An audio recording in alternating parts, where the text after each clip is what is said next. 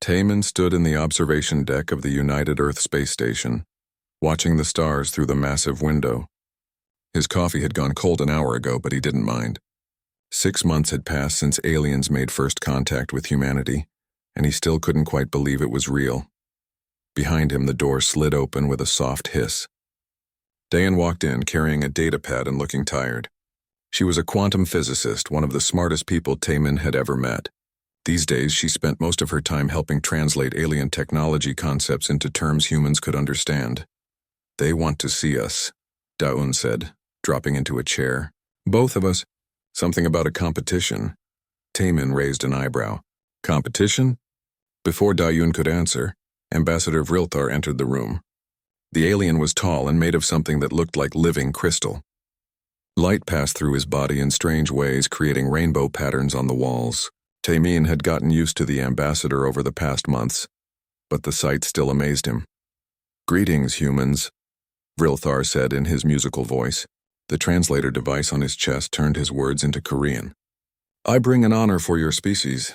Dayan sat up straighter. "What kind of honor?" "The champion's trial," Vrilthar explained, his crystal body shifting colors with what Taman had learned was excitement. "Every cycle, the Galactic Federation holds trials to showcase the peak achievements of each member species. It tests strength, endurance, intelligence, and survival skills. Your species has been invited to send representatives." Taman set down his cold coffee. "And you want us?" "We reviewed your files," Vrilthar said. "Taman, you served in Earth's Special Forces. Dayan, your mind is exceptional. You both represent humanity well." Dayan glanced at Taman, then back at the ambassador. "When is this trial?" 2 Earth weeks from now. The journey takes 5 days. Vrilthar's colors shifted again. "I must warn you. This is considered the highest honor in the Federation. Our champions trained their entire lives for this moment." Taman scratched his chin. He'd been planning to visit his sister in Busan next week, but he supposed this was more important. "What exactly do we need to do?" "The trials test different abilities," Vrilthar explained. "Physical strength, mental puzzle solving, survival in harsh conditions, and combat strategy. Only the best of the best compete." "Sounds intense," Daun said. "Do we get time to prepare?" Vrilthar made a sound like wind chimes. It was his version of laughter. "I understand human humility, but there is no need to pretend. Your evaluations show you are more than qualified." Taman thought about the evaluation he'd done last week. It was just a basic fitness test, some running, push-ups, and a written exam about tactics. He'd finished it in an hour and gone to lunch. "If you say so." "Excellent." Vrilthar's entire body glowed brighter. "We depart in 3 days. Pack light. Everything you need will be provided."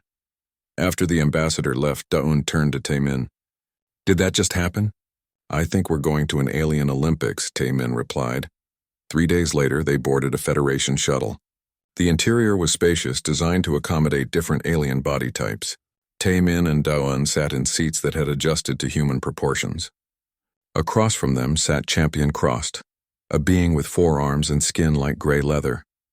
Crost had been staring at them since they boarded. Finally, he spoke through his translator. "You are the human champions?" "That's us," Taman said cheerfully. Crost's 4 arms crossed in what might have been skepticism. "You look small, weak," Daun smiled politely. "We do our best. I have trained for 10 cycles for this honor," Crost continued. 10 cycles of pain, sacrifice, and discipline. My people celebrate my name. I am the strongest of the Brachus species." He flexed all 4 arms. "What is your training?" Taman thought about it. "I was in the military for 8 years. Trained in basic combat and survival." "Dayan's a scientist." "Basic combat?" Crost's translator struggled with the word. "What does this mean?" "You know, standard stuff," Taman said. "Hand-to-hand fighting, weapons training, physical conditioning. What everyone learns." Crost's eyes widened. "Everyone? All human warriors know this?" "Well, yeah," Taman said. "It's required." The shuttle captain, a slug-like creature named Prek, spoke from the front. "Humans, please remain seated during the journey. The artificial gravity may fluctuate." "No problem," Taman said. He noticed a support beam above the seats. Out of habit, he stood up and grabbed it, pulling himself up to do a few chin-ups. His body felt stiff from sitting, and movement helped. The shuttle went silent. Every alien on board turned to stare. "What?" Taman asked, dropping back to his seat. Just stretching. Prex's translator crackled. You lifted your entire body weight. Multiple times. Without effort. It's just chin-ups, Taman said, confused by the reaction. Just? Crost leaned forward, all four of his eyes focused on Taman. I can do this with 2 arms. Maybe 3. You used only 2 and you did not struggle. Da-un jumped in, trying to help. It's not that impressive. I can do maybe 5 or 6. The silence got heavier. A small, furry alien in the corner made a squeaking sound that the translator rendered as impossible. Perhaps human gravity is stronger? Prex suggested. It's just normal gravity, Da-un said. 1G, you know? Standard. Vrilthar, who had been quiet until now, spoke up. Most Federation species evolved on worlds with 0.8 to 1.2 G. But this is still unexpected. Taman was starting to feel uncomfortable with all the attention. Look, it's really not a big deal. Any soldier can do this. Most civilians too, if they exercise a little. Civilians? Crost's voice rose. Your non-warriors can do this? Sure, Taman said.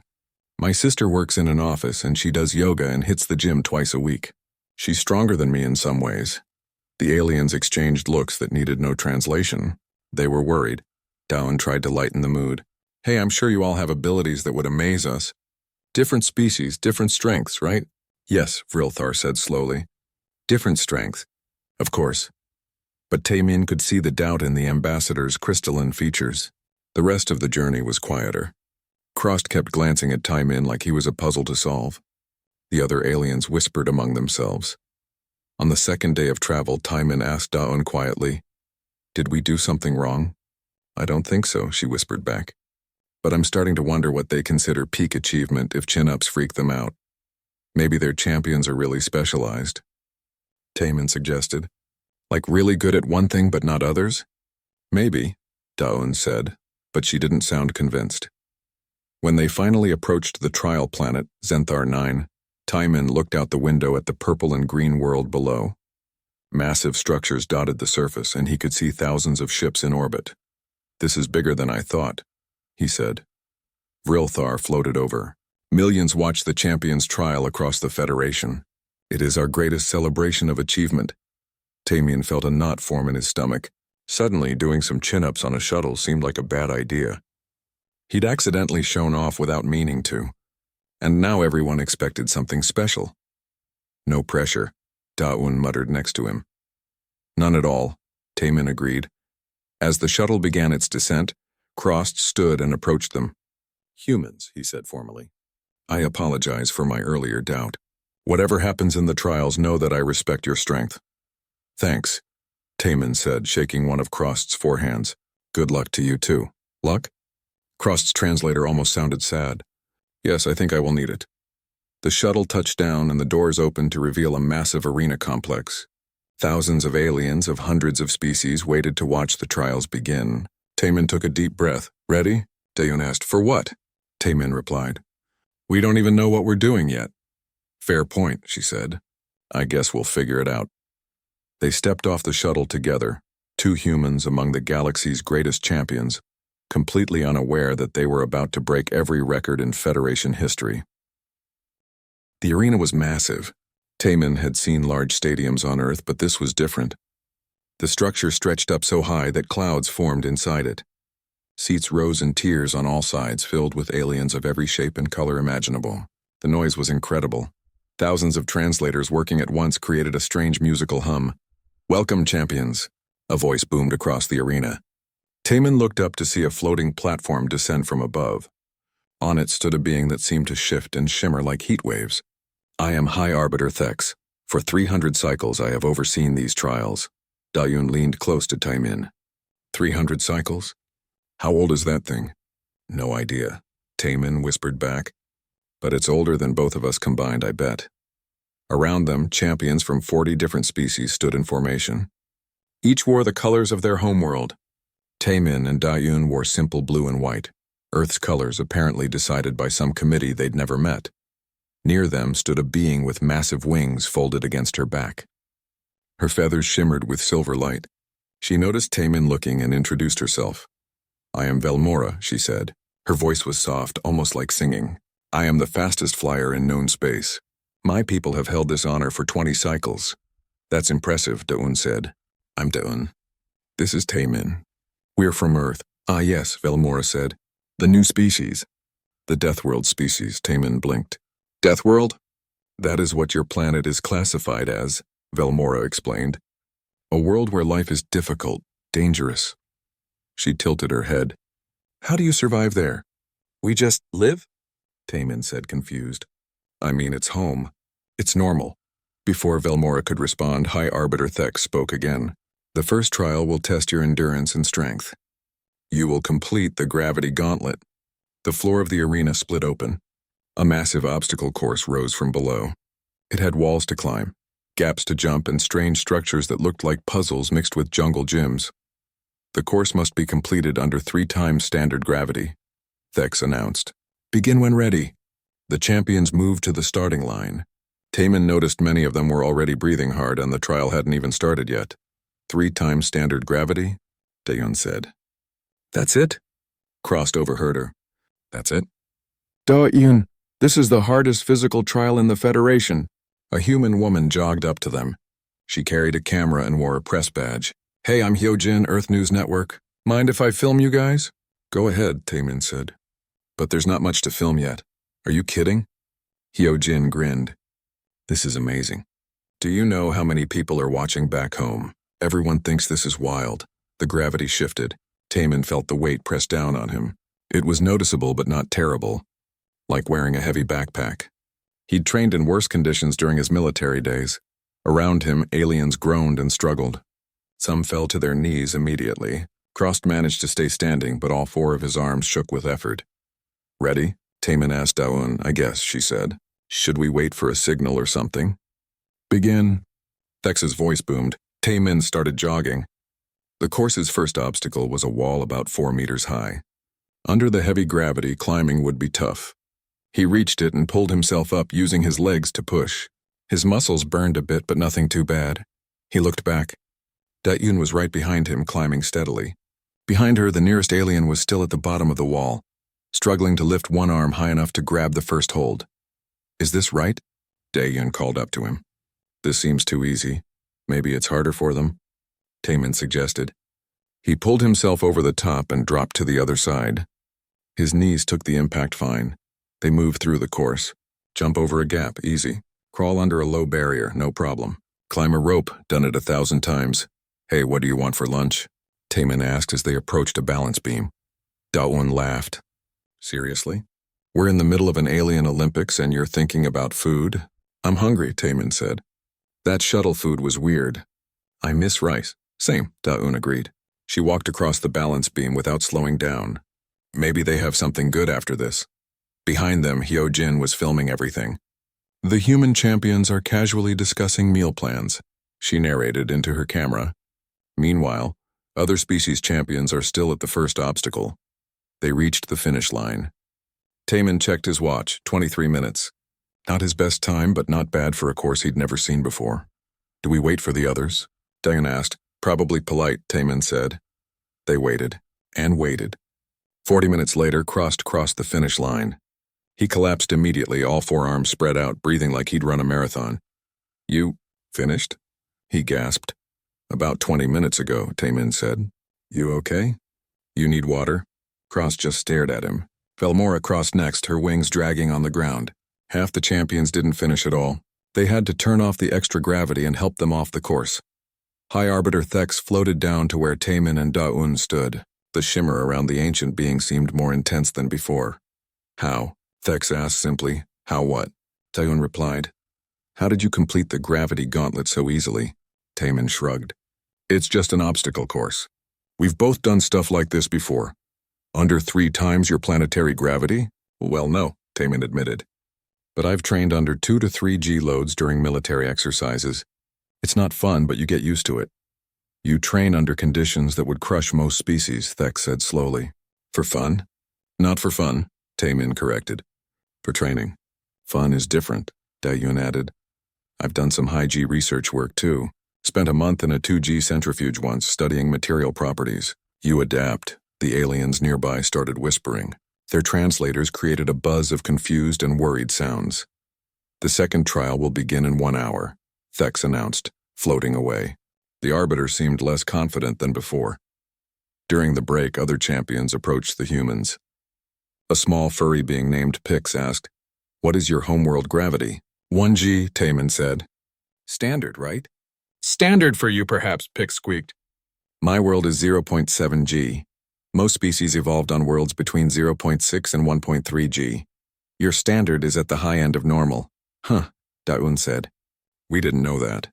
The hour passed quickly. The arena shifted again, and large chambers emerged from the floor. They looked like metal rooms with thick doors.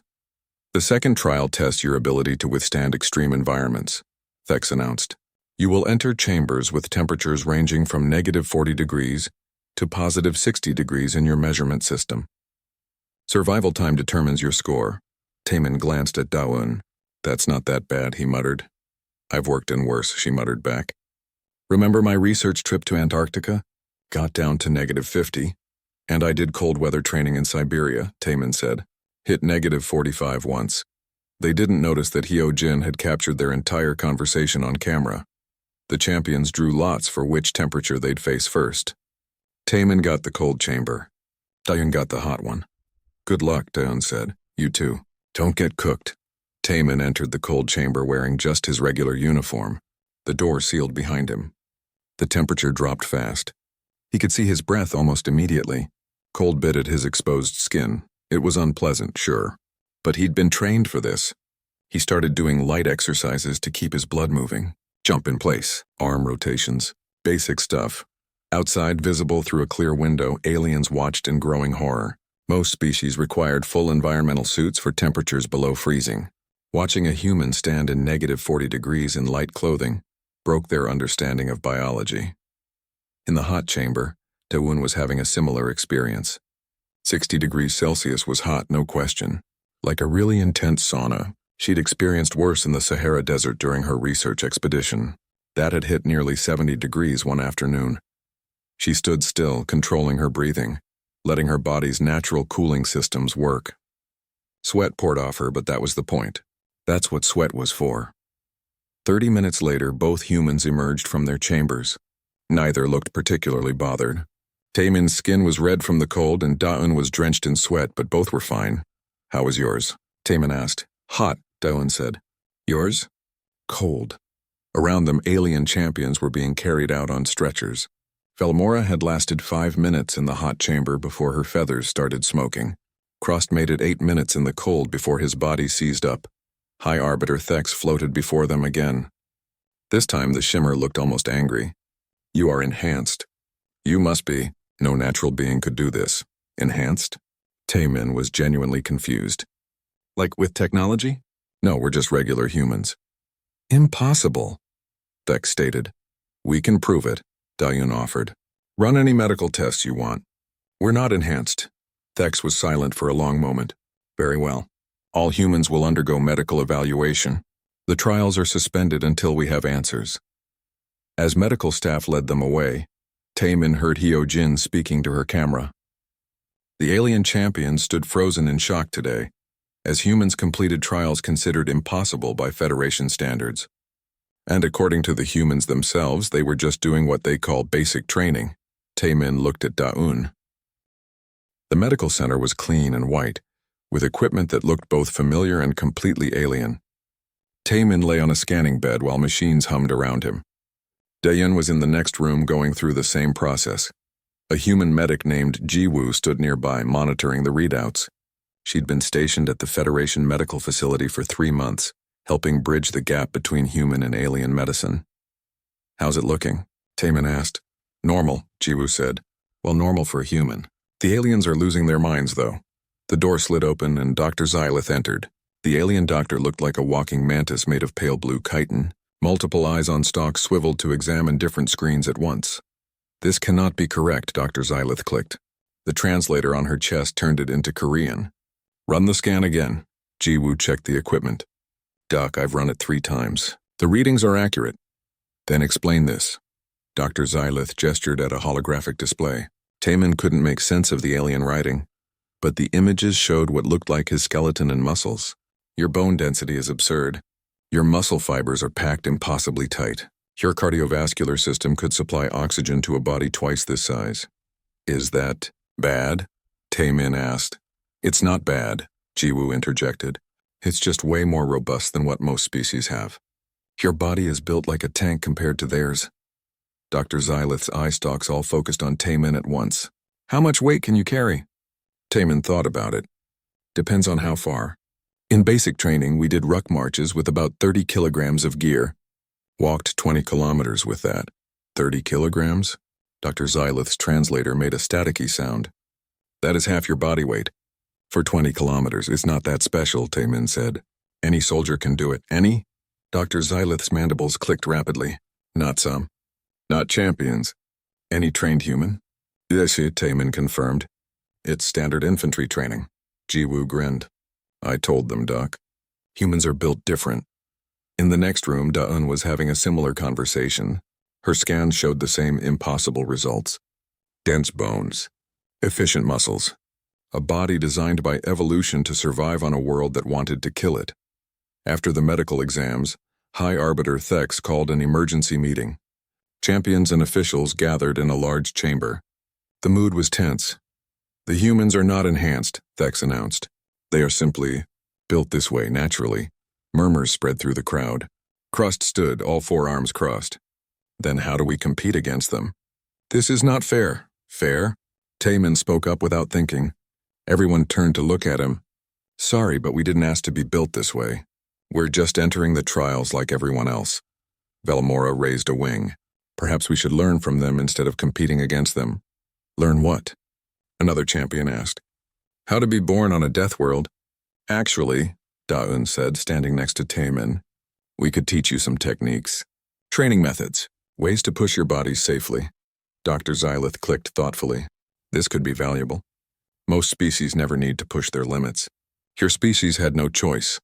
The third trial begins tomorrow, Thex said. It is wilderness survival. 30 days in a hostile environment with minimal supplies. Champions may withdraw at any time. The Arbiter paused. Given today's results, I expect most will withdraw early. There is no shame in recognizing one's limits. That night, Taemin couldn't sleep. He walked through the quiet corridors of the champion quarters and found himself outside. The trial planet had 3 moons, and they painted everything in silver light. Can't sleep either? Da-eun's voice came from the shadows. She sat on a bench looking up at the moons. Thinking too much, Taemin said, sitting next to her. Did you see their faces today? They looked scared. We scared them by being normal, Da-eun said. That's a weird feeling. Yeah. They sat in comfortable silence for a while. Then Da-eun asked, do you think Earth is really that different? That dangerous?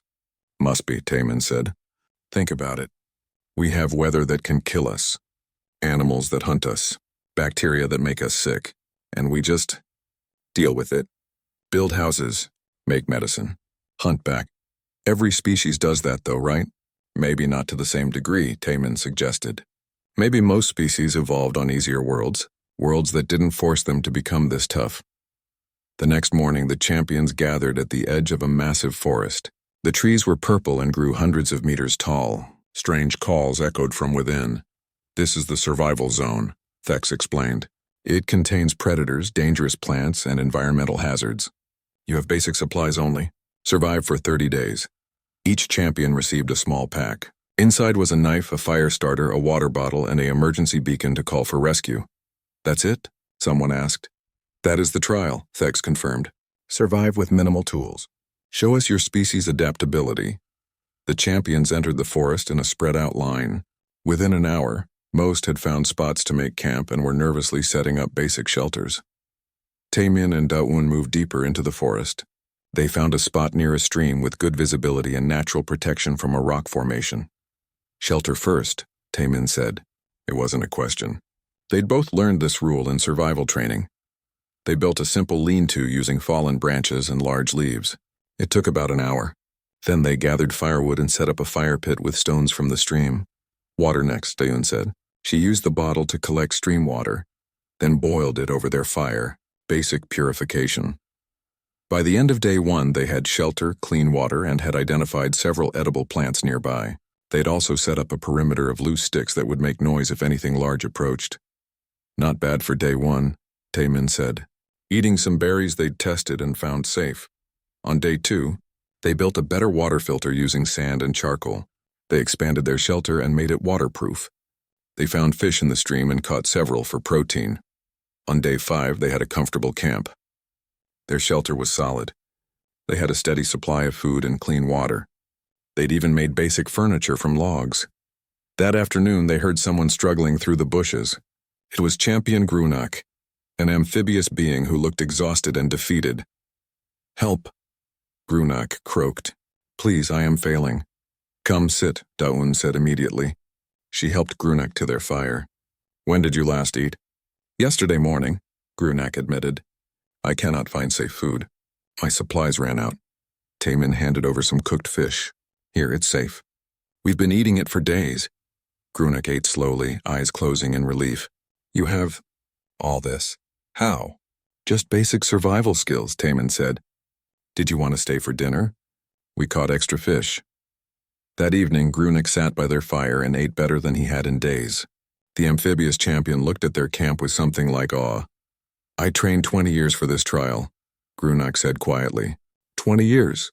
My people celebrated me, called me their greatest survivor." He gestured at the camp. "You built all this in 5 days. It's not that impressive," Daun said gently. "We're just using basic techniques." "Basic," Grunak repeated. "You keep using that word. This is not basic. This is mastery. On Earth," Taemin explained, "all soldiers learn this. It's called basic survival training. Takes about 6 weeks to teach." 6 weeks? Grunak's translator made a choking sound. "I trained for 20 years. Different worlds, different challenges," Daun offered. "I bet you can do things we can't." "I can breathe underwater," Grunak said. "But I am beginning to think this is a less useful skill than what you possess." Word spread through the survival zone. By day 7, 3 more champions had found their way to the human camp. By day 10, there were 8 aliens sitting around the fire every evening, learning from Taemin and Daun. Taemin taught them how to make better shelters, how to identify safe water sources, how to set snares for small animals, how to read weather patterns. Daun taught them about nutrition, how to test plants for safety, how to preserve food, how to make tools from natural materials. The aliens absorbed every lesson like students in a classroom. They took notes on their personal devices. They practiced the techniques. They asked endless questions. "On Earth?" one champion asked. "Do your civilians know this?" "Some do," Taemin said. "It's pretty common. People go camping on weekends, hiking. Survival skills are seen as fun outdoor activities." "Fun?" The translator struggled with the concept. "You do this for enjoyment?" "Sure," Daun said. "I went camping with friends last year. We spent a week in the mountains. It was relaxing. The aliens exchanged looks that needed no translation. They were realizing something profound and disturbing about humans and their homeworld. In the Federation Command Center, officials watched the feeds from the survival zone. They saw humans running what looked like a survival school. They saw alien champions, the best their species had to offer, learning basic skills from humans who considered this not that impressive. High Arbiter Thex watched in silence. Beside the Arbiter stood Counselor Gentar, a senior member of the Federation Council. "They have turned a survival trial into a teaching opportunity," Gentar observed, "without even realizing they've done it." "They genuinely believe this is basic knowledge," Thex said. "This is the most troubling part. To them, this is not exceptional. It is normal." On day 15. After 30 days, the survival trial ended. Taemin and Daun emerged from the forest looking healthy and rested. Behind them came 15 alien champions who looked better than when they'd entered, thanks to human teaching. The champions who'd stayed away from the human camp told different stories. Most had used their emergency beacons within the first 2 weeks. Those who lasted the full 30 days had barely survived, living off their packed rations and hiding from predators. The contrast was stark and impossible to ignore. High Arbiter Thex gathered everyone for the announcement of the 4th trial. This time a new figure stood beside the Arbiter, a human man with gray hair and tired eyes. "This is Sung Ho," Thex introduced. "He is an exobiologist from Earth. He has come to explain what we have learned about your species. Sung Ho stepped forward, looking uncomfortable with the attention. He carried a datapad and cleared his throat. "Thank you for inviting me," he said. "I've reviewed the trial results and the medical data. I've also been asked to explain why humans perform the way we do." He activated a holographic display. An image of Earth appeared, blue and green and beautiful. "This is our home," Sung Ho said. "To us, it's normal. But to Federation standards, it's classified as a Class 12 death world. Let me explain what that means." The display zoomed in on different parts of Earth. Our planet has extreme weather systems. Hurricanes that can destroy cities. Tornadoes that rip apart everything in their path. Blizzards that bury entire regions. Floods, droughts, earthquakes, volcanoes, all regular occurrences. He switched images. Our gravity is 1G, which is at the high end of inhabited worlds. This means every human carries the equivalent of a weighted vest just by existing. From birth, we're constantly strength training without realizing it. Another image appeared. Predators. Lions, tigers, bears, sharks, crocodiles. These are some of our predators, Sung Ho continued. Each one capable of killing an adult human easily. Humans evolved as both predator and prey. We developed endurance hunting, the ability to chase prey until it collapses from exhaustion. We're one of the few species in the galaxy with this ability. Crossed raised a hand. "You hunt by running?"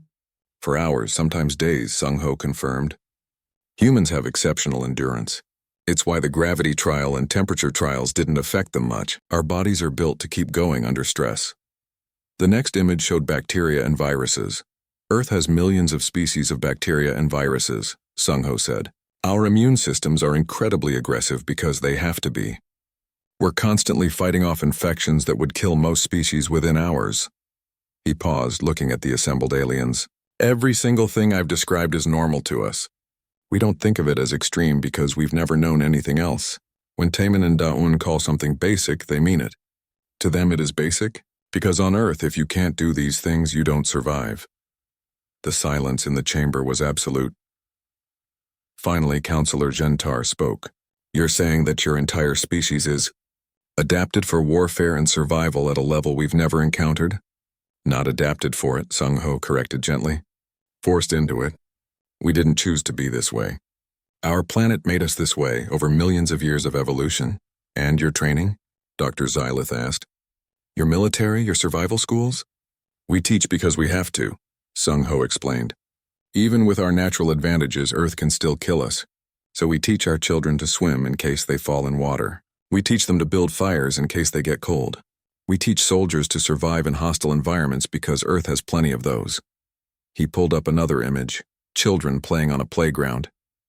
"This is a human playground," Sung Ho said. "Note the height of the climbing equipment, the speed of the spinning platforms. What looks like dangerous play to you is how we teach our children motor skills and risk assessment. By age 6, most human children can climb, run, and perform basic physical tasks that would challenge adult members of many Federation species." Velamora made a sound like a sob. "Your children are stronger than us?" "Some of them probably, yes," Sung Ho admitted. "A human teenager who plays sports regularly would likely outperform many adult champions here. Not because they're exceptional humans, but because they're average humans from a death world." The fourth trial was scheduled to begin in 1 hour. It would test combat skills and tactical thinking. But before it started, Strike Commander Thorvin, a massive being in military armor, approached Taemin and Dayun. "I command the Federation's 5th Fleet," Thorvin said. His voice was deep and resonant. "I have won the combat trial for 3 cycles. I look forward to facing a worthy opponent. We'll do our best," Taemin said politely. Thorvin studied him with multiple eyes. "I trained under the greatest warriors of my species. I mastered 7 forms of combat. I have fought in real battles." "What is your training?" 8 years military service, Taemin said. "Special forces for 5 of those. Standard combat training, some advanced tactical work." "Standard," Thorvin repeated. "What does standard mean?" "You know, basic hand-to-hand weapons training, battlefield tactics," Taemin shrugged. "What everyone learns." Thorvin's armor made a grinding sound. "Everyone learns this?" "All soldiers do, yeah. Not special warriors. Not champions. All soldiers." "That's what basic training means," Taemin confirmed. Thorvin was quiet for a long moment. "I begin to understand why your species frightens the Council. The combat trial took place in a large arena with multiple environments: open ground, urban structures, forested areas, and water features. Champions were equipped with armor and training weapons that would register hits but not cause real injury. The first rounds were individual combat matches. Taemin faced opponents one by one, using basic martial arts and tactical movement. He won every match without excessive effort. Most aliens fought with power or specialized techniques, but they telegraphed their moves and left obvious openings. You've never fought something that fights back, have you? Taemin asked one opponent who just tried the same charging attack 3 times. The alien, gasping for breath, shook his head. We train against each other. How do you know to adapt so quickly? Because on Earth, if you don't adapt, you die, Taemin said simply. Da-Eun's trial was different. She wasn't a fighter, but she was assigned to command a tactical simulation. She had to coordinate multiple units in a complex scenario with limited information and changing objectives. She approached it like a chess problem. Identify the goal, assess resources, anticipate opponent moves, adjust strategy. Basic game theory applied to tactical situations. Her simulated forces won decisively. Afterward, Thorvin approached her with something like awe in his multiple eyes. You have commanded forces in battle before? No, Da-Eun said. I'm a scientist. Then how? Chess, Da-Eun said. Strategic board games. Puzzle solving. It's the same principles, just applied differently. Chess? The translator struggled. It's a game, Da-Eun explained. A strategy game. Children play it. Adults play it. It teaches tactical thinking.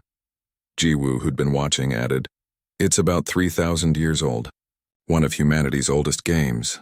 You teach warfare to children as entertainment. Thorvin's translator made sounds like breaking glass. It's not warfare, Da-Eun protested. It's just a game. It teaches logic and planning. And this is common on Earth? Very common, Da-Eun confirmed. There are probably billions of people who know how to play chess or similar strategy games. Thorvin sat down heavily, despite wearing power armor. Billions of your species have tactical training disguised as recreation. I wouldn't call it tactical training, Da-Eun said. It's just fun. In the command center, the Federation Council was in emergency session. Councillor Gentar addressed the assembly. We have a situation, Gentar said. We invited a species to our trials without understanding what they are. These humans are not exceptional members of their species. They are average, common, and they are surpassing our best champions in every trial. They are dangerous, one counselor argued. They are people, another countered. They have not shown aggression. They have taught our champions. Helped them, saved some who would have died in the survival trial, which makes them more frightening, a third said. They are apex predators who act with kindness. We do not know how to categorize this, High Arbiter Thek spoke. I have overseen these trials for 300 cycles. Never have I seen anything like this. These humans do not compete. They simply exist, and in existing they redefine what we thought possible. What do we do? Someone asked. We finish the trials, Gentar decided. And then we have a very serious conversation about what it means to have Deathworlders in the Federation. The final combat trial was a free-for-all. All remaining champions in one arena. Last one standing wins. Taemin didn't want to hurt anyone, so he played defensively. He dodged, blocked, and only struck when necessary. He disabled weapons and armor rather than attacking bodies. One by one, champions fell. Not from injury, but from exhaustion. They couldn't keep up with his pace, his endurance, his ability to fight efficiently without wasting energy. When only Taemin and Thorvin remained, the strike commander lowered his weapon. I yield, Thorvin said. What? Why? Taemin asked, genuinely confused. Because I understand now. The fifth and final trial was called the Endurance. It combined everything: physical strength, environmental survival, problem-solving, and combat scenarios, all in a continuous 72-hour challenge. Champions who completed it were celebrated for generations.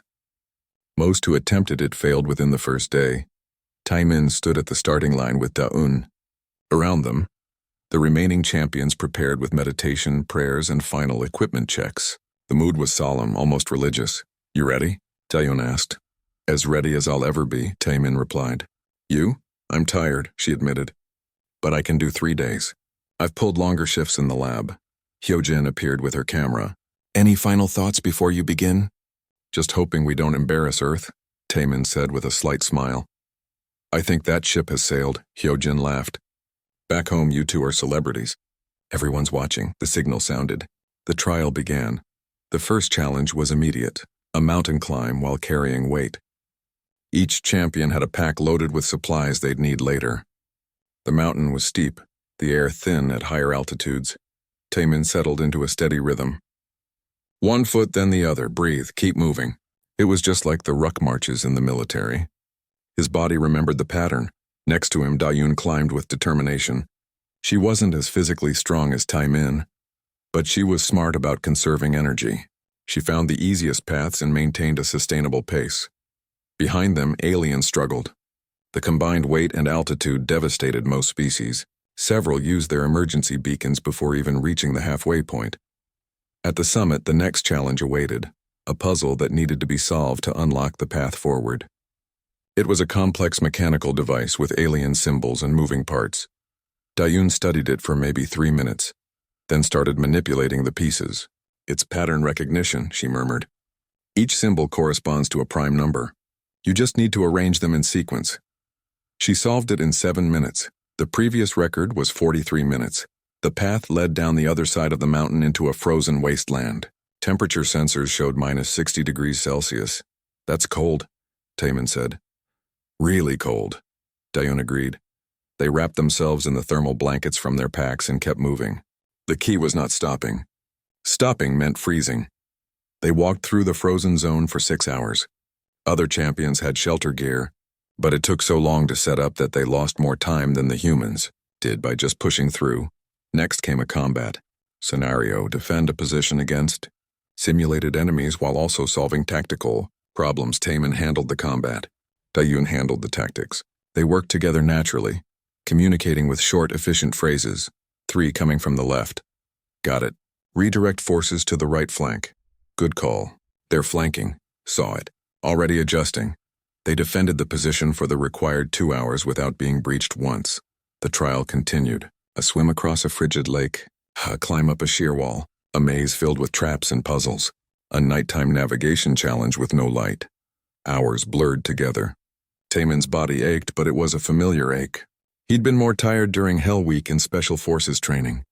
He'd been more uncomfortable during desert survival exercises. This was hard, but it was manageable. Dayun's mind grew foggy from exhaustion, but she pushed through. She'd done 3-day coding marathons in graduate school. She'd worked 90-hour weeks during her research expeditions. Her body knew how to function on nothing but willpower and determination. At the 40-hour mark, they stopped briefly to eat and rest. They had 2 hours of sleep scheduled, and they used every minute. When they woke, they found they'd completed 2/3 of the course. Most champions were still in the first quarter. If they hadn't dropped out already, should we slow down? Dayun asked, why? Taemin responded, genuinely confused. I don't know. It feels like we're showing off. We're just doing the trial, Taemin said, at our normal pace. It's not showing off if this is just how we work, they continued. In the Federation Command Center, officials watched in silence. The humans had been moving continuously for 42 hours with only 2 hours of sleep. They showed no signs of giving up. How? Someone whispered. Sung-ho, still present as an observer, answered. Persistence hunting. It's in their genetics. Humans evolved to chase prey for days. Their bodies are designed for exactly this, continuous moderate exertion over long periods. They don't have great sprint speed compared to many Earth predators, but they can maintain a steady pace almost indefinitely. Indefinitely? Counselor Gentar asked. The human record for continuous running is over 11 days, Sung-ho said. Not in a trial, just for sport. Humans do this for fun. The officials fell silent again. At hour 58, Taemin and Dayun reached the final challenge. It was a rescue scenario. Several simulated casualties needed to be evacuated from a dangerous zone while under enemy fire. They coordinated smoothly. Taemin provided cover while Dayun assessed the casualties. They prioritized by injury severity. They moved efficiently, wasting no motion or energy. They completed the scenario in 23 minutes. At hour 61, they crossed the finish line. Total time, 61 hours. Less than 3 days. The previous record was 68 hours. They'd beaten it by 7 hours. More importantly, they'd done it without any signs of the desperate exhaustion that previous record holders had shown. They were tired, yes, but they were functional, alert, ready to continue if needed. High Arbiter Thex waited at the finish line. Behind the Arbiter stood dozens of other officials, all silent. "You have completed the endurance," Thex said formally. "Thank you," Taemin said. "Is there water?" "I'm really thirsty," the absolute mundane nature of his request after completing the galaxy's most grueling trial made several aliens make sounds of distress. Dayun sat on a nearby bench and started stretching. "That was tough," she said. "My legs are going to be sore tomorrow." "Sore?" Dr. Xylith approached. "You should be hospitalized. Most beings who complete this trial require extensive medical care." "I'm just tired," Dawn said. "And hungry. What I wouldn't give for some kimchi and rice right now." Jiwoo appeared with water bottles and some earth food she'd stashed for this moment. "Here, I figured you'd want real food." "You're a lifesaver," Taemin said gratefully. While the humans ate and recovered, a commotion erupted at the course entrance. Other champions were still attempting the trial. Krost was being carried out unconscious but alive. Velamora had withdrawn at the 40-hour mark. Grunak made it to hour 48 before his body gave out. Out of 40 champions who started, only 3 besides the humans completed the trial at all. And those 3 took the full 72 hours and required immediate medical attention. The closing ceremony was scheduled for the next day. This gave everyone time to recover and prepare. Taemin and Dawon slept for 12 hours straight. When they woke, they felt mostly normal. Sore, yes. Tired, definitely, but healthy and functional. The ceremony took place in the Grand Arena. All species representatives attended, along with millions watching via broadcast across the Federation. High Arbiter Thex floated at the center, flanked by the Council. "We have witnessed something unprecedented," Thex began. "The humans have not just won the champions' trials. They have redefined what we believed possible." Images played on massive screens, Taemin doing pull-ups on the shuttle, Dayun solving puzzles in minutes, both of them teaching survival skills to other champions. The combat trials, the endurance challenge. But more than this, Thex continued, "We have learned a valuable lesson. Our trials were designed from our perspective, our limitations, our understanding of what excellence means. We never considered that excellence itself might be relative." The chorus, a collective consciousness that served as final judges, spoke. Their voice was many voices at once, creating harmonies. The humans did not win these trials. They revealed that the trials themselves were incomplete, built on assumptions that do not account for the diversity of life in the universe. Counselor Gentar stepped forward. "We propose a new classification system, one that acknowledges that different species have different strengths. We also propose new training programs where species can learn from each other. The humans have offered to teach survival techniques," another counselor added. "They have offered to share their understanding of endurance, tactics, and adaptation. They have shown us that strength is not just physical, but mental, the ability to persist when everything says to stop." Then something unexpected happened. A video feed appeared on the screens. It showed Earth, a regular city, a regular day, and in a playground, a small human child was shown, Youngsu, about 6 years old. He was hanging from monkey bars, swinging between them with casual ease. He dropped to the ground, then climbed a tall structure with the confidence of someone who'd done it 1,000 times. The child's mother called to him in Korean. "Youngsu, come eat lunch." The boy ran over, covering the distance at a speed that made several aliens gasp. "This," Sung-ho's voice narrated over the video, "is a normal human child, age 6, average physical development. What he's doing is considered normal play. By age 10, he'll likely be even more capable." The video changed to show teenagers playing basketball, running track, swimming competitively. These are human children.